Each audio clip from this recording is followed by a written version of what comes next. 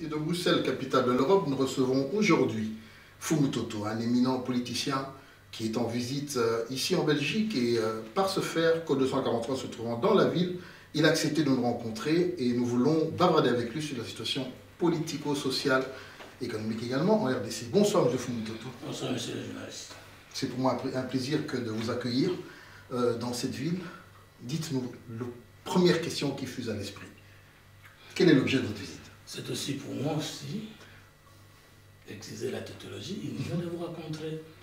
Je suis venu en Europe apprendre, parce que ma bouteille n'est pas encore pleine. Mais après avoir appris, je vais aussi proposer ce que j'ai du pays vers le monde. Voilà le but de mon voyage. J'ai eu les invitations des organismes affiliés à l'Union européenne.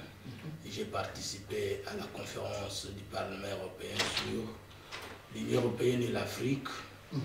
Les relations sont à maintenir, à redéfinir ou à inventer.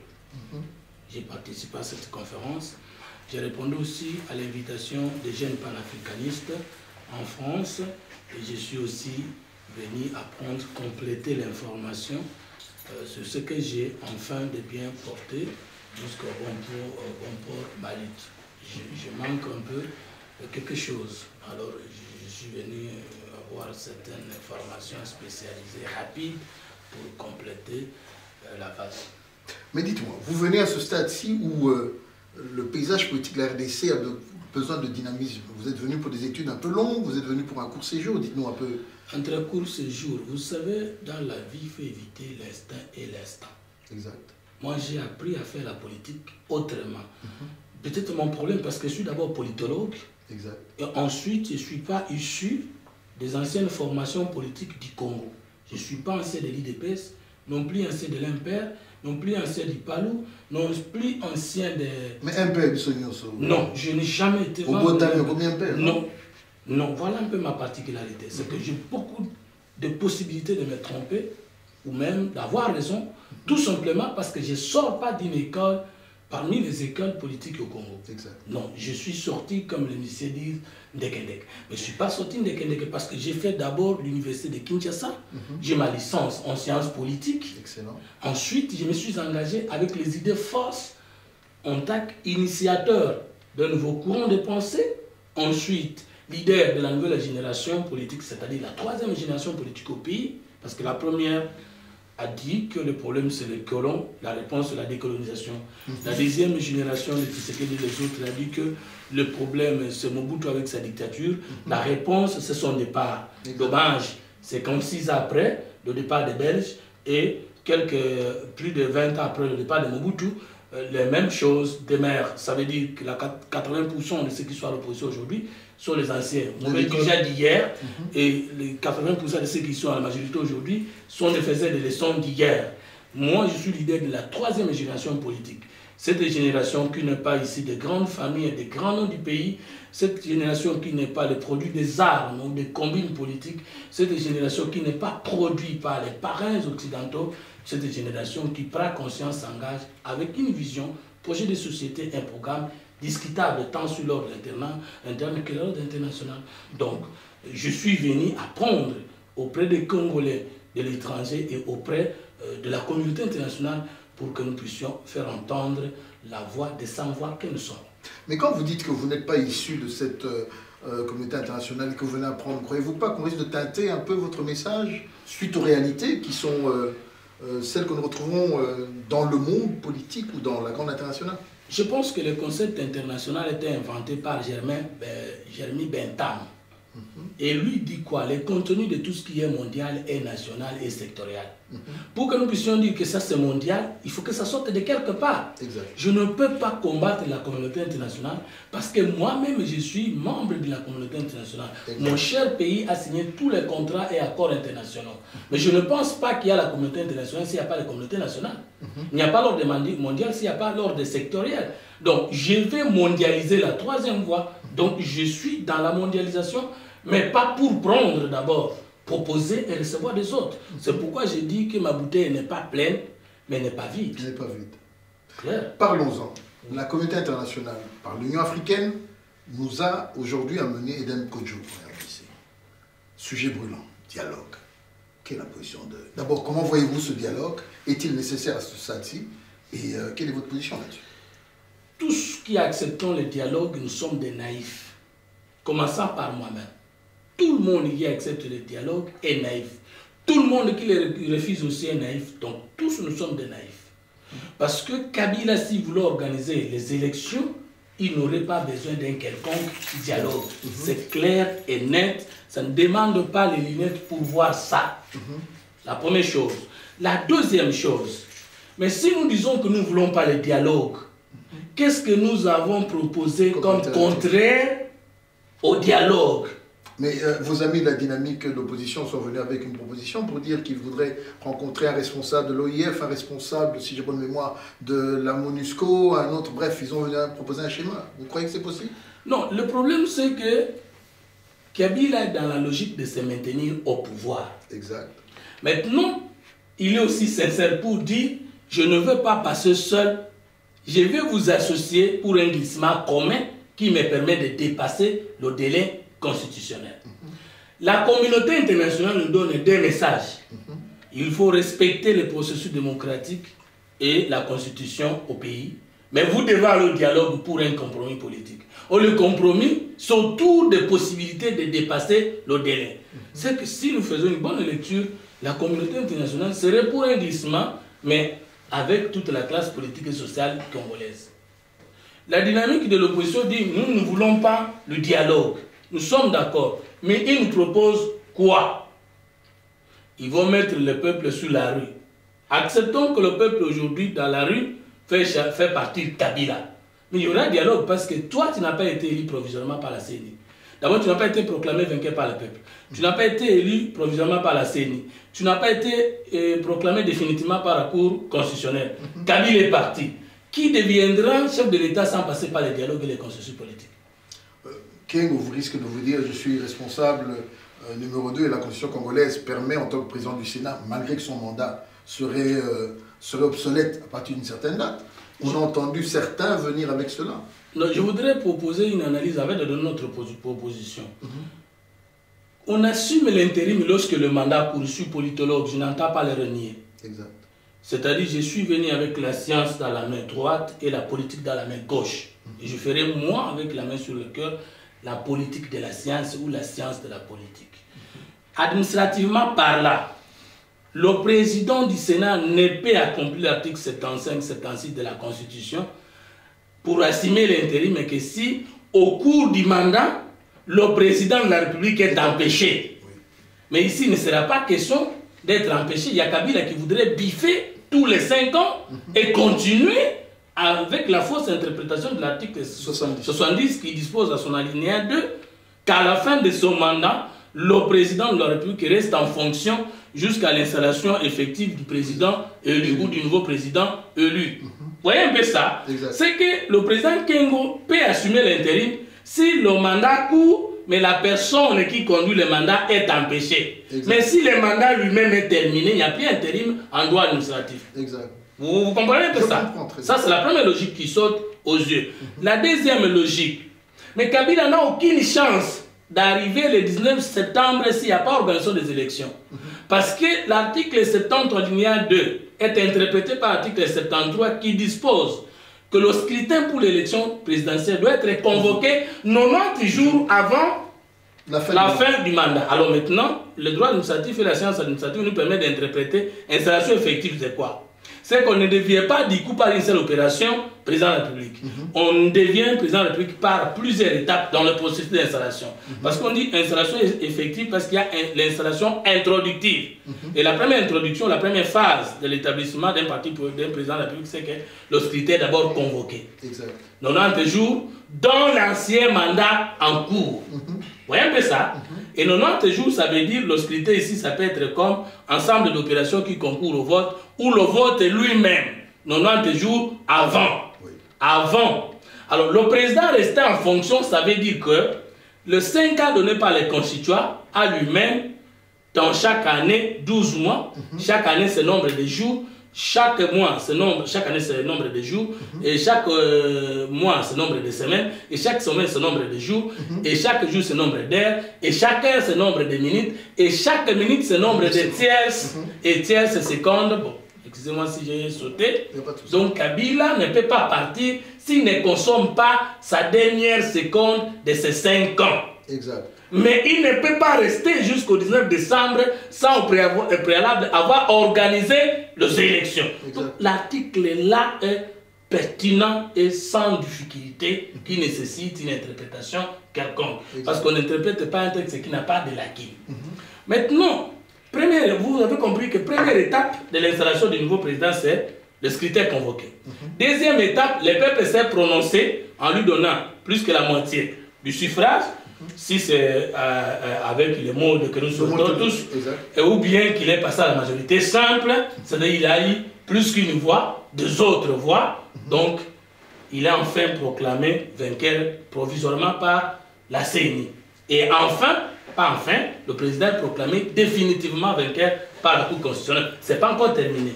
Et puis le président prête serment après la fin du mandat de l'ancien président, et puis le président enfin fait remise et reprise. Voilà pourquoi l'article 70 a dit jusqu'à l'installation effective. Une installation qui passe de l'ancien mandat du président en exercice jusqu'au-delà de la durée. Et donc le président en fonction va avoir quelques 2 semaines, 2 jours, au-delà de ces 5 jours, des élections pour un autre président ayant déjà eu lieu. Donc c'est ça l'interprétation exacte de cet article 70 alinéa 2 de la Constitution. Dans le cas contraire, l'article 64 de la Constitution dispose 2 possibilités. En disant que tout Congolais a le devoir sacré de tenir en échec tout individu ou groupe d'individus qui prend le pouvoir par la force. C'est-à-dire qui veut faire tomber Kabila avant la fin de son mandat. Mais ce que les gens de la majorité oublient, c'est que ce n'est pas le 19 septembre que nous allons constater que Kabila a refusé d'organiser les élections qui doivent partir. Non, c'est le 19 septembre. Si nous arrivons le 19 septembre... En fait, ce n'est pas le 19 décembre, mais... Non, c'est au 19 septembre, si nous constatons que le scrutin n'a pas été convoqué, Kabila doit quitter le pouvoir. C'est ça le problème. Parce qu'on ne peut plus organiser, convoquer le scrutin en dehors des moments de jour. Ça sera aussi une violation de la Constitution. On ne peut même pas convoquer le scrutin le 10 octobre 2016. Non, ça sera la violation de la Constitution parce que la Constitution a donné le délai pour l'élection du président de la République, alors que la Constitution n'a pas donné le délai pour l'élection des sénateurs et des gouverneurs ou des députés provinciaux. Maintenant, deuxième alinéa dit, tout Congolais a aussi le droit, c'est l'article 64, de tenir en échec tout individu, groupe d'individus qui exerce le pouvoir en violation des dispositions pertinentes de la présente Constitution. C'est-à-dire, nous sommes dans 2 possibilités. L'opposition ne peut pas renverser Kabila avant le 19 septembre 2016. Kabila ne peut pas dépasser le 19 septembre 2016. Alors, le dialogue accepté par l'UDPS et par Fomototo aussi, parce que je suis naïf, il faut le reconnaître. Je me pose la question, quelle aura la force juridique des résolutions? Quelle est la force qu'aura les résolutions? La force juridique aura les résolutions ou les recommandations ici du dialogue sur la Constitution. Mais si certains disent que la résolution 2277 des Nations Unies du Conseil de sécurité peut aider parce qu'il parle aussi de ce dialogue d'une manière voilée. Ne croyez-vous pas que cela pourrait aider? Non, nous devons dire là au peuple congolais la vérité, c'est-à-dire mes patrons de la diaspora de Kinshasa et des provinces, que tout ce que nous aurons comme arrangement dans les dialogues n'a aucun pouvoir sur la Constitution et ça ne doit concerner que les délégués au dialogue. Ça ne va pas engager le peuple congolais, sauf si ce peuple demeure naïf. Exact. Très clair. Donc vous trouvez que c'est inutile de le faire? Mais, écoutez, le dialogue c'est pour aider Kabila à dépasser les mandats. Moi je l'accepte, mais je suis naïf. Et parce que le peuple congolais est naïf, il nous permet d'accepter ça. Mais quelle solution alors vous proposez? Ah voilà, la solution, c'est ça la réponse. Nous avons dit au niveau de la 3e voie, je voudrais annoncer à tout le monde que le concept de 3e voie va changer avec ma nouvelle naissance en Europe. J'annonce parce que j'ai 46 ans d'âge et j'aurais connu 3 étapes de naissance. J'ai fait de 0 à 23 ans au Kassa oriental où je suis né, à Ikela, Lomela. J'ai fait 23 ans, je suis arrivé à Kinshasa le 16 avril 1994. À Kinshasa, j'ai passé le 16 avril 1994 jusqu'au 1er avril 2016. Je suis en Europe. Pour la première fois, je précise, de 0 à un chiffre, les mécontents ont gagné. Parce qu'aujourd'hui, le peuple congolais vient de produire un leader politique qui n'est pas passé par les anciens régimes. Et c'est sur Code 240. Ça, vous devez vous rassurer que nous, les mécontents, nous allons gagner. Que la troisième génération politique va gagner. Avec Moussa Fumuto, notre génération va gérer autrement le pays. Parce qu'il y en a qui pensaient que pour être leader, il fallait sortir des anciens partis politiques, il fallait sortir des rébellions ou de la communauté internationale. Aujourd'hui, le serviteur du peuple est produit par la volonté populaire. Et personne ne peut nier. C'est un combat que nous allons mener jusqu'à la victoire. Alors, vous voyez, j'ai combien? 46 ans. Maintenant, il me reste 23 ans dans la diaspora et la communauté internationale pour arriver au bon port. En ce moment-là, nous avons bien posé le problème. Nous avons donné une pensée politique avec une problématique claire. Et nous avons dit que notre pays, le Congo, voire l'Afrique, a un problème d'homme, de culture et d'organisation. Nous n'avons pas un problème de dialogue parce que nous avons organisé autant de dialogues. Les politiciens se sont retrouvés avec leurs femmes et leurs enfants, les mêmes personnes, la même façon de faire, les mêmes comportements, la même immoralité. Pour les mêmes résultats. Nous les mécontents, nous continuons notre mauvais chemin, les mêmes résultats. Le dialogue n'est pas une école, n'est pas une église qui va convertir les gens. Le dialogue, tout le monde le sait, c'est un positionnement politique pour le partage du gâteau. Équitable, équilibré. Donc tout le monde. Vous croyez que Den Kodjo est venu pour ça? Moi, je serai au dialogue. Mais je ne peux pas dire au peuple congolais que le dialogue va trouver une solution pour le peuple. Si on vous donne un poste, vous le prenez? Écoute, moi, je n'ai pas dit que le problème, c'est le poste. Non, non, c'est juste une question. Je réponds. Nous avons dit que nous avons un problème d'homme, de culture et d'organisation. Exact. Qu'on nous juge comme homme, qu'on nous juge comme culture, qu'on nous juge comme organisation, qu'est-ce que nous avons fait pour notre peuple? Exact. Et là, j'ai dit que tout homme politique doit passer par les tamis, parcours, bilan et vision. Si dans le passé j'ai géré, qu'aujourd'hui je propose d'être chef de l'État, le peuple doit me poser la question, monsieur, tu étais dirigeant quand tu fais dans le passé. Si je suis dit que je suis un homme politique, le peuple doit me poser la question, mais comment tu es arrivé en politique? Par les armes, par les idées, par l'argent ou comment? Et si aujourd'hui je vais être serviteur de la diaspora de Kinshasa de province, ils doivent me poser la question, face à la souffrance, vous avez quelle vision, quel projet de société, quel programme de gouvernance capable de nous faire passer de la misère au bonheur? C'est là le problème. Alors, quelle est la solution? En disant que le Congo a un problème d'homme, le problème de culture et d'organisation, nous revenons sur les propositions qui ont échoué. La diaspora propose le soulèvement populaire comme solution. Pourquoi il ne vient pas? Tshisekedi a dit, prenez-vous en charge. Oui. Lorsque nous l'avons élu et que les chars lui ont ravi la victoire. Je suis au regret de constater que les nouveaux venus de la majorité présidentielle, au lieu d'apporter au peuple congolais le parcours de la vision. Vous parlez du G7? J'ai dit les nouveaux venus, je ne cite pas les gens. Non, je crois que nous tous nous savons. Je parle du G7 de Moïse Consort, si vous voulez que je sois très clair. Okay. Ce sont des nouveaux venus, même Vital Kamerhe Consort, ce sont des nouveaux venus parce que je suis l'air aîné à l'opposition à Kabila. Okay. Je suis plus âgé qu'eux à l'opposition. Oui, nous savons. Ça, tout le monde le sait. Alors, pendant qu'ils étaient ensemble avec Kabila, ils étaient en train de nous maltraiter, de nous priver de tous les moyens d'État, nous qui défendions cette constitution. Et aujourd'hui, récemment sorti de ma main, ils nous proposent l'unité de l'opposition pour la candidature unique ou commune. Mais nous posons la question, candidature commune unique pour faire quoi? Ils nous disent pour gagner. Comme si on n'a jamais gagné Kabila. J'informe à l'opinion de la diaspora de Kinshasa des provinces que Jean-Pierre Bemba avait bâti Kabila en 2006. Ce sont les chars qui nous ont ravi la victoire. Etienne Tshisekedi avait bâti Kabila en 2011. Ce sont les chars qui nous ont ravi la victoire. Maintenant, quand vous cherchez l'unité de l'opposition pour la victoire, c'est ce que vous annulez les deux victoires que nous avons eues et qui nous ont été ravies par les armes. C'est qu'aujourd'hui, la victoire de l'opposition n'est plus à discuter. Mais le problème, c'est que lorsque nous allons encore gagner pour la troisième fois, quel est le moyen que nous aurons pour maintenir notre pouvoir pour que Kabila et suite ne nous les ravissent pas? C'est la question. Quelle est la solution? Nous proposons ceci. Étant donné que Etienne Tshisekedi a dit que le peuple se prend en charge, il ne se prend toujours pas en charge. Moïse a dit que là, Moïse Katumbi a dit l'arme la plus puissante, c'est le peuple. Mais le peuple l'a toujours maltraité, dominé. Parce que si le peuple était l'arme la plus puissante, et s'en prendra à Moïse aujourd'hui. Mais Moïse apparaît un peu comme un adoucisseur. Non, mais parce qu'il veut nous distraire. Okay. Dans ce régime de Kabila, Kabila n'a pas géré seul. Il a géré avec un groupe.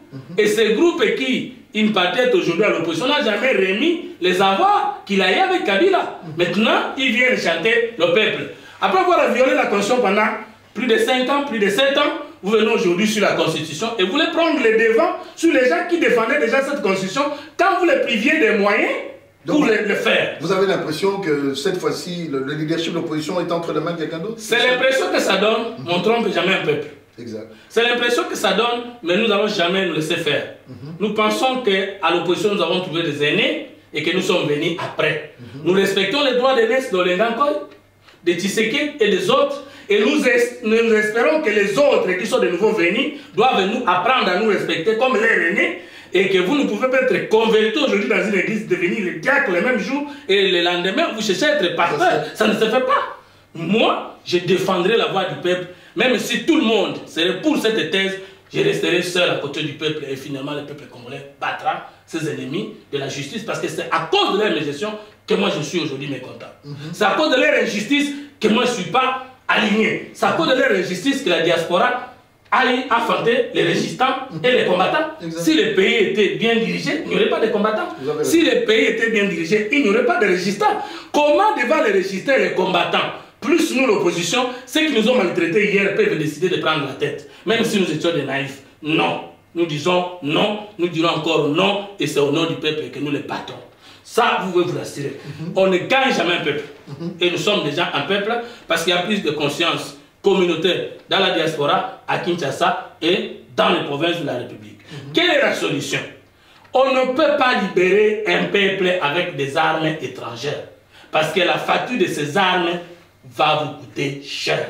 Moussé a tenté de libérer le peuple congolais avec les armes étrangères, la facture lui a coûté sa vie. Il a tenté ou bien on l'a amené? C'est-à-dire qu'il s'est servi des armées voisines, des rébellions des étrangers pour chasser Mobutu. Cette armée a tourné et contre le peuple et contre lui-même. Nous n'allons pas libérer le peuple congolais avec une arme qui lui soit étrangère. Nous allons éduquer ce peuple. Nous sommes en train de le faire. Le peuple congolais connaîtra des pertes, mais il se libérera par lui-même. Et l'arme là, c'est le peuple. Mais pas le peuple comme masse. Pas le peuple comme ensemble de populations, pas le peuple comme ensemble de citoyens. Peuple comme communauté historique est conscient de ses intérêts, de ses adversaires, de ses ennemis, c'est-à-dire peuple devenu citoyen, ensemble de personnes qui connaissent leurs droits et devoirs politiques, citoyens, et qui ne peuvent pas se leurrer à accepter l'ennemi d'hier comme faisait des leçons. Je pose la question, nous sommes dans une famille, vous reconnaissez les coqs, vous reconnaissez les papas, mais le nouveau-né, vous les mettez où? On veut nous dire aujourd'hui que celui qui a détruit hier s'est converti. Mais pourquoi toujours avoir foi à ceux qui nous ont détruits et ne pas donner la chance à ceux qui ne nous ont jamais détruits? Peut-être parce que ceux qui nous ont jamais détruits, dans leur démarche, ils ne bénéficient peut-être pas des mêmes moyens ou peut-être de la même communication. Parce que moi, je vous avouerai, c'est moi qui pose la question de Fumutoto. Là, pour ceux qui nous rejoignent, nous sommes avec M. Fumutoto, qui est un politologue et également un excellent politicien qui est venu avec la troisième voie. Donc, je vous demanderai, en dehors de ce programme que vous êtes en train de suivre, spécialement à partir de Bruxelles et en direct par la régie technique assurée par Mme Bumboko, que nous saluons, que M. Fumutoto a une proposition politique qu'il veut faire au peuple congolais. Je reviens vers vous, M. Fumutoto. Vous l'avez si bien dit. La diaspora pense à faire un soulèvement populaire. Mais elle est loin, elle n'a peut-être pas les coordonnées, les données sur terrain.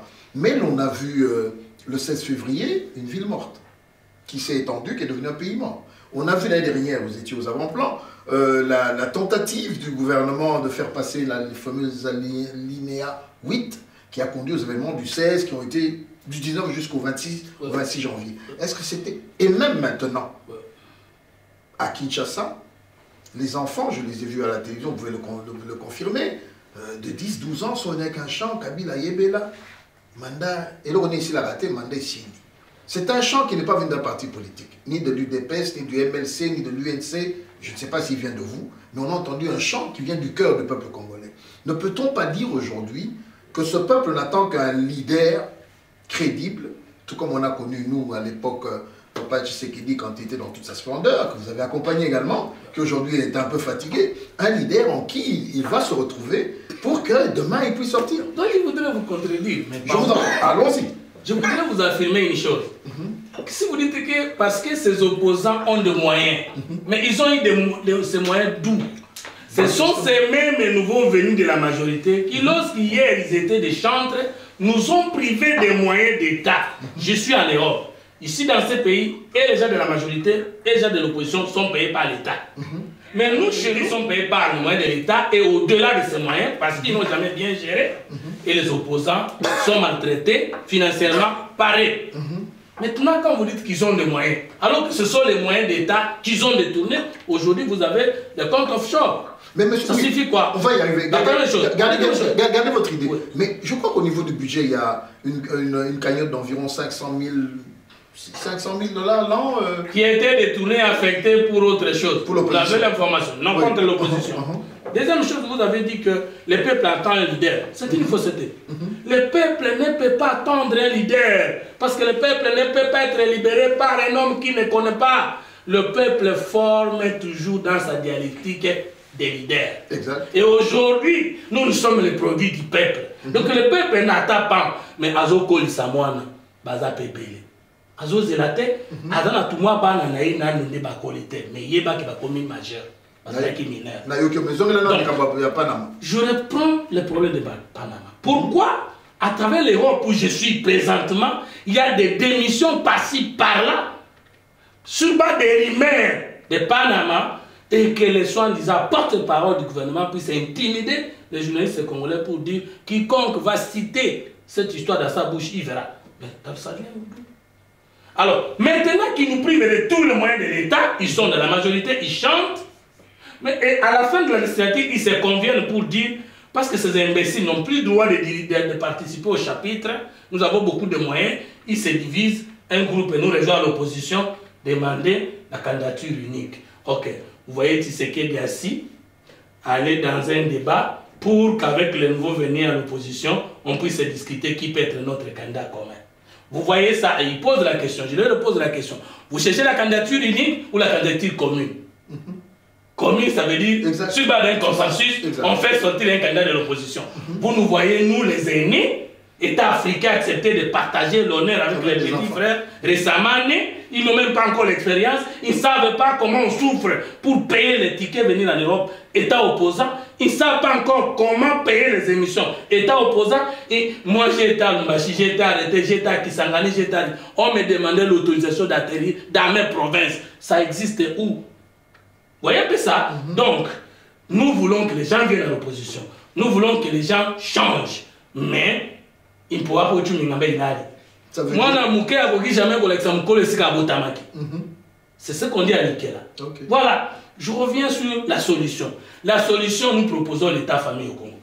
Mais vous n'avez pas terminé le développement de Panama. Parce que là, les Congolais, c'est un dossier chaud. Et je reviens pour dire, excusez-moi juste une petite minute, chers téléspectateurs de Code 243, personnellement, nous sommes engagés d'entrer en contact avec la société qui se trouve à Washington, des journalistes, la corporation des journalistes, et nous attendons et nous allons ne pas nous gêner. On va faire très bientôt, dans les prochaines semaines, la publication des éléments sur la RDC.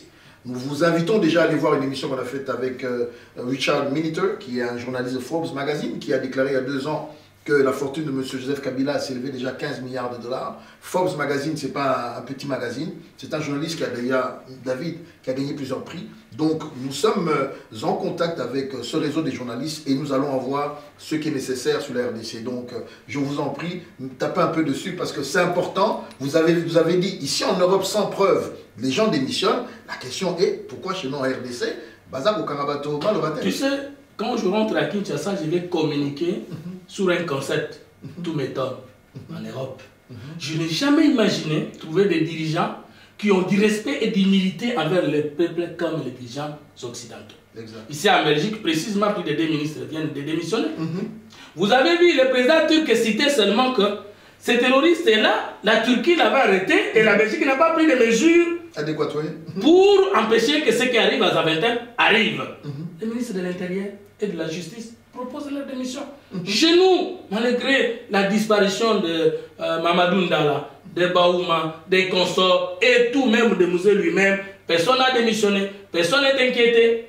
Mais ne dit que personne ne parle parce qu'il n'y a pas encore d'enquête. La moralité politique oblige de démissionner autour des rimards en attendant les enquêtes. Alors, la famille du chef de l'État citée par Jeannette Kabila, qui serait, je pense, présidente du comité des sages au Parlement. Je ne m'abuse pas. Par honneur à sa sagesse, par honneur au nom de la famille Kabila, elle ne pouvait d'abord démissionner en attendant les enquêtes. Vous avez vu le premier ministre britannique qui a été cité dans le dossier. Il ne s'est pas reposé. Il est passé justifié que c'était l'argent de son père et qu'il payait déjà les taxes et qu'il est prêt à prouver qu'il n'est pas immoral. Mais jusqu'à quand la levée du soleil au Congo?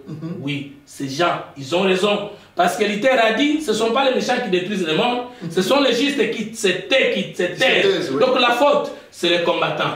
La faute, c'est les opposants. La faute, c'est la masse congolaise qui tolère cette injustice. Mais je pense qu'on ne domine jamais éternellement un peuple. Nous allons finalement, je sais, j'étais chasseur au village. Lorsqu'il y avait une troupe de sangliers que j'abattais chaque jour, en force de les figiler ou de les tirer, ces sangliers devenaient plus sages et m'apercevaient de loin, je n'étais plus à mesure de les avoir. Parce qu'ils nous ont martyrisés, parce qu'ils continuent à nous maltraiter, nous leur disons qu'à cause de leur misère, ils prendront conscience et nous les battrons.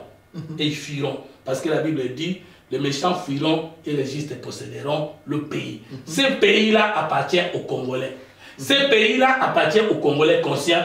Ce pays-là appartient à un peuple. Ce peuple qui a tant souffert, attend sa libération et depuis lointaine. Deuxième chose, je reviens sur l'état famille. Nous voulons qu'on ait dit que cette famille, selon nos coutumes, dans la structure politico-administrative de nos époques, il y avait les conseils du village. Et chaque chef de famille était ministre du conseil du village ou du ministère du village, prenait les enseignements de la coutume, de la tradition, et chacun de nous allait donner l'éducation à sa famille. Aujourd'hui, je voudrais demander à tout Congolais d'éduquer à sa famille, à ses enfants, pour leur dire, vous êtes maltraités par les différents régimes de 56 ans, vous méritez mieux. Et l'enseignement va concerner la connaissance des devoirs et droits politiques. Et c'est dans ce sens-là que lorsque nous avons vu l'ancien Premier ministre Adolphe Muzito proposer, parce que nous avons dit, ce qu'elle a dit, le peuple doit se prendre en charge. Il ne se prend pas en charge. Vous ne pouvez pas comprendre. Le peuple vote totalement pour Lumumba, il devient Premier ministre, celui d'ailleurs qui devait être chef de l'État s'il ne donne pas son poste à Kassavou. Mais lorsque les gens sont venus tuer Lumumba, ce peuple ne l'a plus accompagné. Le peuple a qu'un Mouzé comme soldat du peuple. Lorsque les ennemis du peuple sont venus à tuer Mouzé, ils ne l'ont pas accompagné. Le peuple donne le pouvoir à Tshisekedi. Lorsque les armes ravissent le pouvoir à Tshisekedi, le peuple ne l'a pas accompagné. D'où ceux qui disent qu'il faut soulever le peuple, ceux qui disent qu'il faut instaurer la révolte populaire, ils sont dans la conclusion. Mais quelle est l'introduction et le développement de cette volonté? C'est la formation populaire. Voilà pourquoi nous, dans la troisième voie, nous avons commencé depuis longtemps à organiser des forums, des jurys citoyens, des conférences spirituelles, des conférences scientifiques et des conférences politiques, des veilles patriotiques pour que la dernière arme soit actionnée, c'est-à-dire la prise de conscience populaire. Monsieur Fumutoto, juste un petit point là-dessus. Dites-moi, un peuple qui se réveille le matin, allume le socket, la lumière ne vient pas. Un peuple qui va au robinet le matin, ouvre l'eau, l'eau ne coule pas. Un peuple qui va travailler, qui n'est pas payé. Un peuple qui voit les routes se dégrader. Un peuple qui voit les autres voyager, avoir beaucoup d'argent. Aujourd'hui, on me dit que le taux du dollar, nous sommes aujourd'hui le 16 avril, le taux du dollar a passé les 1000 parce qu'il y a une inflation galopante. Un peuple qui ne sait pas envoyer ses enfants à l'école, qui voit la prostitution aujourd'hui, des bars partout qui pullulent. De quelle formation encore a-t-il besoin pour demain passer à la dernière phase? Mais je vous réponds. Oui. Il ne faut pas confondre le problème et la problématique. Exact, je vous en prie. Vous pouvez avoir des problèmes, mais est-ce que vous les avez déjà posés? La prise de conscience ne vient pas directement du problème.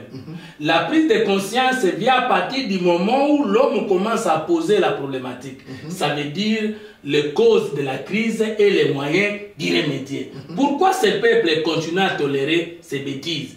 Parce que Tshisekedi n'a pas enseigné le peuple, mais il a contesté le régime. Parce que les autres opposants n'ont pas enseigné, formé le peuple, mais ils ont contesté des régimes. D'où le peuple avait la colère de chasser une dictature, oui. Mais le peuple ne voyait pas encore la voie. Il y a la différence entre Kosirikana et Monanzela. Koyokanzana pour trouver une solution.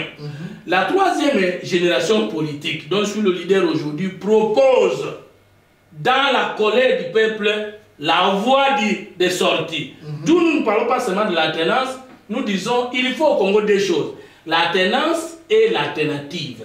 L'alternance, c'est que Kabila Biliaki et Bikoki doit partir et l'autre doit venir. Mais ce n'est pas le premier changement qu'on ait connu au Congo. Nous devons davantage poser la question du critère spirituel, scientifique et politique de celui qui vient remplacer Kabila. Comment nous devons dire, nous, un débat contradictoire. Vision contre vision, projet de société contre projet de société, programme contre programme, personnalité contre personnalité. Sans tenir compte des finances et de quoi.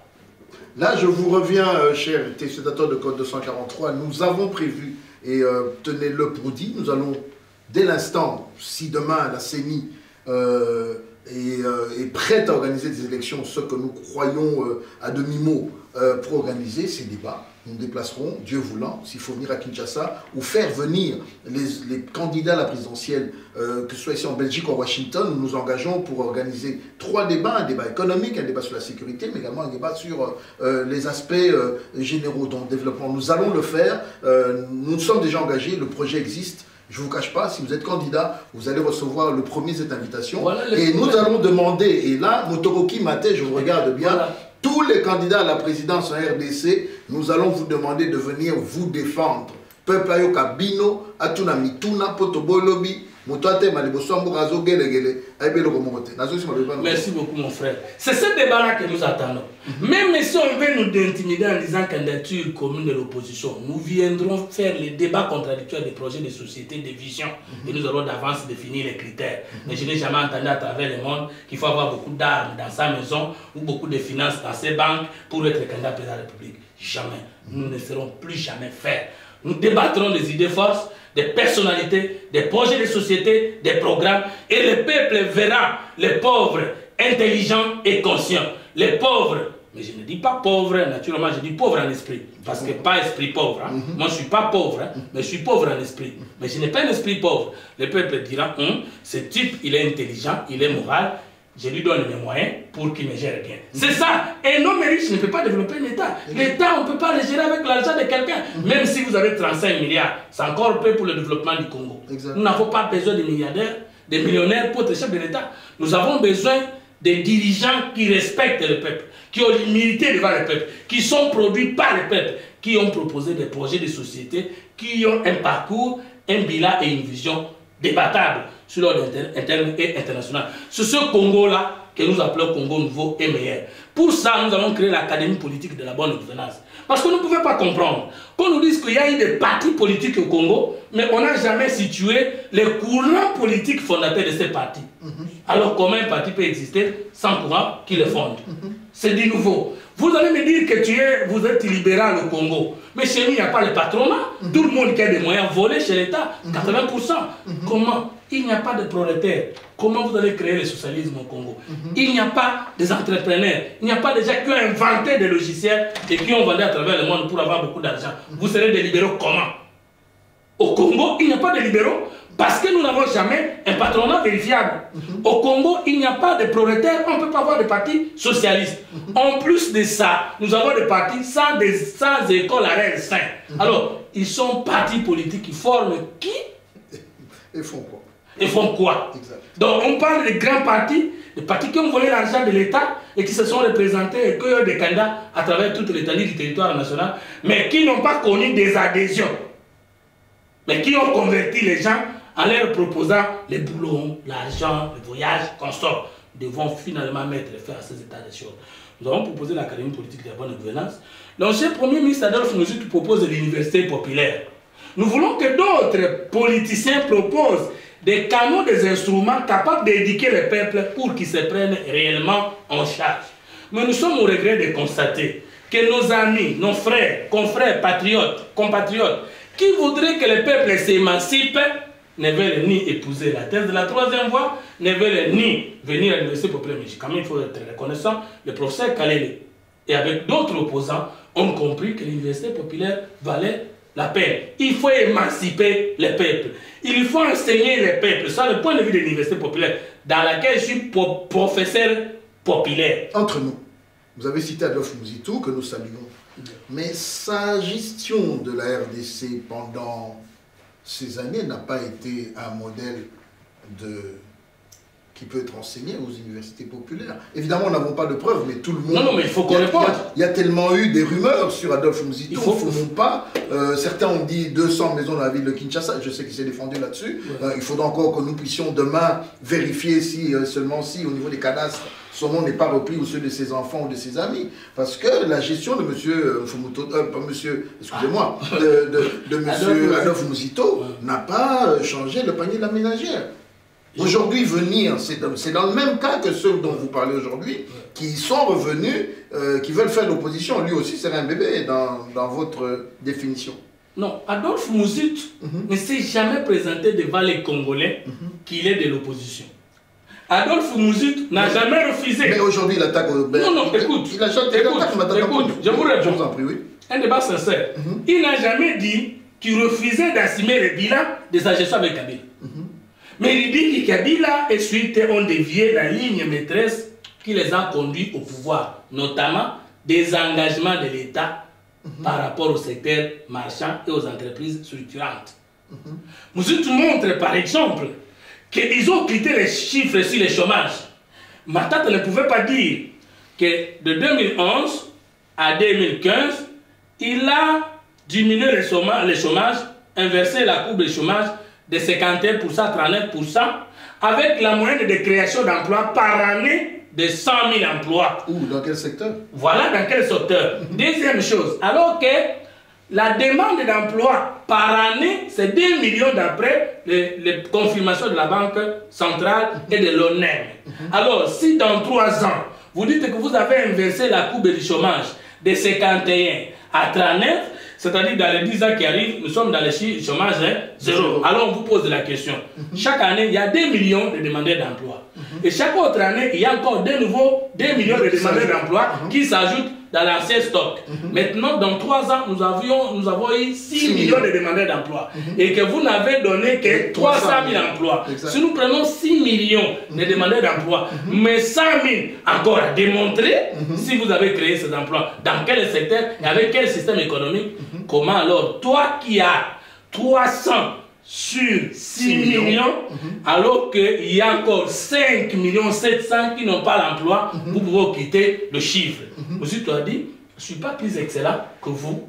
Je ne dis pas que vous n'avez rien fait, mais je vous empêche de tromper que vous avez fait là où vous n'avez pas fait. Mais j'accepte d'assumer les bilans avec vous. C'est un peu honnête. Deuxième chose, Adolphe Muzito va passer par où tout le monde va passer. Parcours. Il est venu en politique comment? S'il osait se présenter candidat président de la République. Bilan, il a été Premier ministre. Qui dit au peuple congolais, au regard de tout ce qu'on lui reproche, est-ce que ces faits sont vrais ou sont faux? Toi, quelle est la vision qu'il a? Mais je voudrais poser la question en tant que politologue. Si on dit qu'Adolphe Muzito en tant que Premier ministre a volé, ça veut dire que c'est tout le régime qui a volé. Parce qu'il était organisé comment? C'est le ministère du budget qui aligne les dépenses. C'est le ministère des Finances qui autorise le décaissement de l'argent. Et c'est la Banque centrale qui fait sortir l'argent. Comment un Premier ministre qui n'a pas la signature peut-il voler l'argent de l'État? C'était l'ignorance. Et nous sommes venus combattre l'ignorance, la peur, la pauvreté, en considérant l'homme comme esprit. Nous, la troisième voie. Nous sommes venus combattre l'affaire, la maladie et l'insomnie, en considérant l'homme comme corps. Nous sommes venus combattre l'insalubrité, la pollution et l'enclavement, en considérant l'homme comme un millier. Donc, plus personne ne sera accusé faussement. J'avais répliqué à Moubaki. Je profite de cette occasion. J'avais répliqué à Moubaki. Qui, au lieu de proposer les idées, il passe pour dire Kamere, c'est un étranger qu'on ne peut pas écouter au Congo. Je lui ai posé la question, M. Mbake. Vous venez d'avoir cette connaissance aujourd'hui ou vous l'aviez depuis longtemps? Parce que Vital Kamerhe, dans son parcours sur Mabispa, est aussi à l'IDPS. Exact. Vous n'avez pas su que c'est un étranger? Je dois avoir été même à l'IMPR. Vous n'avez pas su que c'est un étranger? Ils ont fait campagne. Il était ministre de l'information. Vous n'avez pas su que c'est un étranger? Il était président de l'Assemblée nationale. Vous n'avez pas su que c'est un étranger? Alors, si vous l'avez su, pourquoi l'avez-vous caché? Plus jamais question de débat de la haine. Plus question de débat de dénigrement. Venez dans les conseils des idées.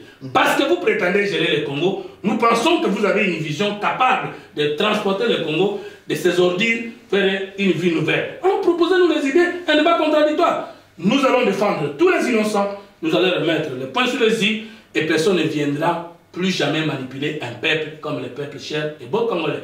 Donc, Muzitu Adolphe propose l'université populaire. Mais vous en parlez beaucoup, vous êtes partenaire politique. Mais parce que je suis professeur de l'université populaire, État aussi géniteur. J'ai toujours ma petite question à ce sujet. Oui, mais posez-la. Écoutez, aujourd'hui, on doit cesser de manipuler le peuple. Exact. La politique n'est pas la diplomatie.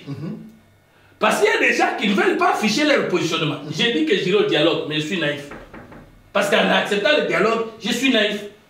Mais on n'a pas une autre alternative, dites-moi. Écoute, mais c'est ça. Alors, ça veut dire que moi, en disant que j'irai, mais naïf, ça veut dire partir ou pas, je sais que ce n'est pas la solution.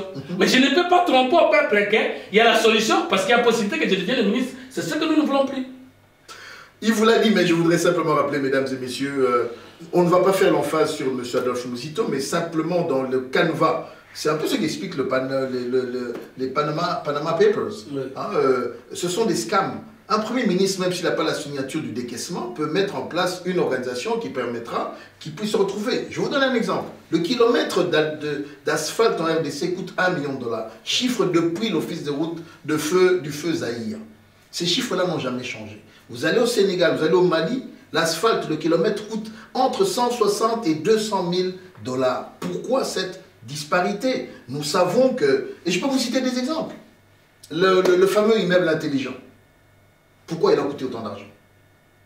Nous pouvons dire qu'aujourd'hui, les gens se sont mis dans des systèmes, ils savent comment placer ce qu'il faut placer, faire de la surenchère, un ordinateur qui coûterait $1000 d'achat peut être vendu à 3 000 à 4 000 $. Bref, nous devons auditer, vous l'avez si bien dit, tous ceux qui sont passés au pouvoir, parce que c'est anormal de voir l'enrichissement. Ces gens qui viennent au pouvoir, qui nous disent, vous venez, vous avez une maison, peut-être à Bandal, vous sortez 2 ans après, vous avez une villa en Europe, un appartement à Washington, un appartement à Londres, 2-3 maisons dans Kinshasa et dans votre village, papa.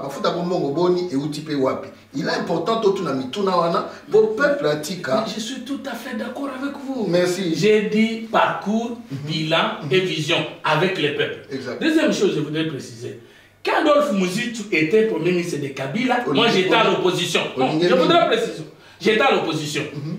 Adolphe Muzito est jusqu'aujourd'hui membre du Palou, parti allié à la majorité. Mais il avait été suspendu à sa Attends, il ne revient pas à moi, Fumutot, de dresser le bilan de sa gestion, parce que tout en étant premier ministre, j'ai combattu son régime. Lui-même va présenter le bilan de sa gestion au peuple congolais. Ce n'est pas la troisième fois d'assumer sa gestion que nous étions en train de combattre lorsqu'il était encore premier ministre de Kabila. Mais moi, je soutiens plutôt l'université populaire, initiée par lui, comme moyen que je trouve nécessaire, parmi tant d'autres, pour émanciper le peuple, la formation citoyenne. Et je ne vois pas autre moyen, en dehors d'éducation civique et populaire, pour qu'on puisse libérer ce peuple. J'assume ma participation à l'université populaire initiée par Adolphe Muzito parce que je suis professeur populaire là-bas pour enseigner mes idées. Mais je n'assume pas le bilan de la gestion du Palou et la majorité au pouvoir. Ils vous ont suivi, c'est très clair. Il faut qu'on ne fasse pas l'amalgame. Avec Muzito, je ne suis pas avec Muzito, je suis avec l'université populaire qu'il a initiée, que je trouve génial. Mais quant à sa gestion, il pourra l'établir devant le peuple congolais. Et je crois qu'il a fait avec les ailes, vous l'avez suivi, et qu'il pourra multiplier parce que lui aussi doit expliquer au peuple congolais qu'est-ce qui s'est passé. Enfin, je voudrais dire une chose, les routes. Il ne faut pas oublier qu'il y a le privilège de fonction. Si vous devenez Premier ministre ou ministre, même sans voler, vous avez votre dotation, vous avez votre salaire, vous avez vos avantages, vous pouvez construire. Bon, Adolphe Muzito est de la province, comment on appelle, Congo central, Kinshasa, disons. S'il construit les immeubles, il va les construire à Kinshasa. Mais si toi tu... Il n'est pas du Bandundu. Je prends la province de Léopoldville. Alors, s'il construit à Kinshasa dans les Bandundu, comme c'est la capitale, tout le monde peut repérer. Mais ceux qui ont construit en Afrique du Sud, est-ce que tout le monde a l'information? Ça, c'est encore plus facile. C'est un débat. Ça, c'est plus facile de retrouver. Bon, si aujourd'hui, je suis venu en Belgique et que nous nous rendons officiellement, que ce soit dans les communes, je vais vous dire, c'est ça la grande différence. Je vis aux États-Unis. Lorsque vous allez acheter une maison, vous devez le publier. C'est comme ici en Belgique, vous l'achetez, il y a un transfert, on va publier, vous allez dire, la maison située, par exemple, rue du Midi 10, vous allez à la commune, on va vous donner le nom du propriétaire. C'est comme ça que nous avons découvert, et ce débat viendra, le nombre de Congolais, politiciens congolais qui sont français, qui sont belges, qui sont italiens, anglais, et qui se promènent à gauche, à droite dans le sérail politique. Donc, ces informations existent. À un certain moment, on se dit, gardons ces pièces-là au moment voulu. Là, je vous préviens, vous qui voyagez avec des passeports étrangers, vous croyez Toyibibino, nous allons publier les listes en temps utile, parce qu'on doit arrêter de flouer le peuple. Le peuple congolais doit demain bien vivre, parce que je rappelle les derniers éléments, la RDC, d'après les chiffres que nous avons, qui nous ont été donnés gratuitement aux États-Unis, vaut 27 trillions. C'est-à-dire, la richesse des États-Unis et celle de l'Europe combinée ne vaut pas la richesse que nous avons en RDC. Il y a un mot, nous avons Bundabitumba Oyo, à travers les médias, pour la binona bande comme soussou, pour émanciper le peuple, ou anaye bake, azana droit voilà dans Zalate. Maïzana Congo, Banyameyali, bien on se singit. Tozwana noteo sécheresse te mbule no kapa bois ki manga manga botilo bois pai omoni et ça normal te que peuple on a chosifié akoma kolia mboa na ba nyau itika le basaba kamundele ya ba neni ya ba mitu rouge na ba miselegete na ebi que risque ya na kalamité. Donc il est important que vous et nous puissions apporter à ce peuple là les éléments nécessaires. Mais je suis tout à fait... C'est ce que nous appelons au niveau de la troisième voie la presse alternative. Merci beaucoup. Au lieu de la presse chantre. Mais il faudrait que les moyens de l'État soient mis à la disposition de cette presse, parce qu'il n'y a que les journalismes de l'investigation qui peuvent nous dédouaner de cette situation. Et je voudrais profiter pour dire, mais monsieur, je suis en Europe. Je suis au regret de constater que des gens qui ont vécu aux États-Unis, au Canada, en Belgique, en France, rentrer au pays, vont chanter les chantiers mal faits. Alors, et moi, je regrette même, dans ma fausse honnêteté, d'avoir dit que Kabila fait quand même quelque chose tondima. Parce qu'à cette époque-là, mon prisme culturel ne me permettait pas de savoir qu'est-ce que l'État fait et qu'est-ce qu'un individu peut faire. Exact. Étant en contact avec les réalisations de l'État, je ne peux plus dire aujourd'hui que Kabila fait quelque chose. Je ne dis pas qu'il n'a pas fait, mais ce qu'il a fait ne mérite pas la chanson de l'État. De deux, ici je vois des chantiers partout en Europe, déjà développés, mais on n'attribue pas tous ces chantiers-là à un président. Mais tous les chantiers du Congo appartiennent à un président qu'on appelle Kabila. Mais quand je suis en Europe, je vois les routes avec les panneaux. On sait que les panneaux bleus là, c'est l'autoroute. Ou je peux autrement dire la route internationale, c'est-à-dire qui traverse plusieurs pays. Les responsabilités sont à partager si cette route est détruite. Quand je vois les panneaux verts, on sait que c'est une route nationale, la route du gouvernement national. Et quand je vois les panneaux blancs, on sait que c'est la route de l'entité Mairie Consort. Alors les routes congolaises appartiennent à qui? Il fallait que Nakoma Awa, Naye Bapona et Bissapé. Tu vois un peu ça. Le problème, c'est que nous devons désormais entrer dans la logique de redevabilité, du respect et d'humilité envers notre peuple. Quiconque prétend être chef de l'État, ministre, il doit prouver son parcours politique, son bilan s'il a participé à la gestion et la vision qu'il a pour passer d'un Congo de malheur à un Congo de bonheur. Ça, c'est pour tout le monde. Quiconque veut diriger le Congo demain, il va nous raconter si cette route, plus jamais question d'être monnayée, achetée, vendue, pour dire le mal devient le bien. C'est le combat de la troisième voie et de la troisième génération politique. Mais si nous pouvons avoir une presse comme celle que vous annoncez, nous pensons que le mal va aussitôt partir. On fait signe que nous avons les 5 dernières minutes. Nous rappelons que Code 243 fait partie du réseau des médias congolais. Nous avons pu convaincre plusieurs de nos confrères. Nous ne sommes plus seuls. Cette émission va être reprise par plusieurs amis, plusieurs confrères. Notre but, c'est de nous mettre ensemble en tant que médias, parce que nous demandons à ce que toutes les forces sociales et politiques de RDC qui combattent ou qui veulent amener un changement se mettent également ensemble pour des échanges. Nous disons que nous devons être une presse également qui accompagne cette alternative-là. Sachez que la porte vous est ouverte. Chaque fois que vous allez nous appeler, nous allons venir vous rejoindre comme nous nous sommes rejoints aujourd'hui pour que nous puissions faire passer, porter ce message. 5 dernières minutes. Diaspora Zaboyo Kayo. Sur l'unité, il faut qu'on donne les critères. Parce que si on ne donne pas les critères, on risque d'être autour des vieux. Nous avons une charte. Voilà. Merci. Merci. J'informe à mes frères de la diaspora de toutes ces provinces, mes chefs, que j'ai raconté en Zoulouni pour le compte du Front Citoyen. Lorsque nous étions en conférence au Parlement européen. Je lui ai dit, mais pourquoi vous ne me sollicitez pas? Parce qu'il y a des Congolais qui pensaient que je ne voulais pas faire part ou être membre du Front Citoyen. Il m'a répondu, il me suit, qu'il a envoyé les gens me voir et que ces gens auraient dit que j'ai refusé. J'ai dit, mais comment je devais refuser ce que je ne connaissais pas? Je l'ai vu, on a échangé, bientôt, on va voir ce qu'on doit faire ensemble. J'ai été reçu par les jeunes panafricanistes de la France. On a fait, à Zoulé Consort, une conférence ensemble qui est passée. Ici à Bruxelles, j'ai vu la dynamique Congo et Consort, et j'attends une délégation de Londres et Consort pour qu'ensemble nous puissions voir dans quelles possibilités nous devons nous unir. Mes chers compatriotes, ne nous unissons plus autour des gourous, des charismatiques, des hommes et des sommes d'argent. Unissons-nous autour des valeurs, des idées fortes. Définissons les critères pour que quiconque va devenir chef soit redevable au compromis pour un Congo nouveau et meilleur. Nous voulons l'unité de l'opposition, mais autour de quelle vision? Nous voulons l'unité de l'opposition, mais autour de quelle mission? Nous voulons l'unité de l'opposition, mais autour de quelle action? Chers compatriotes de la diaspora, vous luttez, je vous en remercie. Nous luttons à Kinshasa, si vous pouvez nous remercier, ce sera une bonne chose. Je le fais. Si vous nous négligez, alors il ne faut pas être comme Israël à qui Jésus a dit cette parole. Jérusalem, Jérusalem, toi qui tues les prophètes et qui lapide ceux qui te sont envoyés. Nous pouvons être les premiers révélés dans l'histoire politique du Congo, sortis d'Inéa, de l'université, avec les idées et discuter avec les grands. J'ai dit que nous avons discuté avec eux. Parce que s'ils veulent devenir grands, ou prouver qu'ils sont grands, qu'ils viennent dans un débat contradictoire des idées. Là, nous découvrirons qu'ils sont grands. Mais par rapport aux immeubles, vous savez qu'ils en ont beaucoup parce qu'ils nous ont maltraités. Par rapport aux femmes, ils en ont beaucoup parce qu'ils nous ont maltraités. Par rapport à l'accès à l'international, nous consorts, vous êtes nos vieux, vous êtes plus profonds que nous. Mais par rapport à la conscience, est-ce que vous êtes plus grand que nous?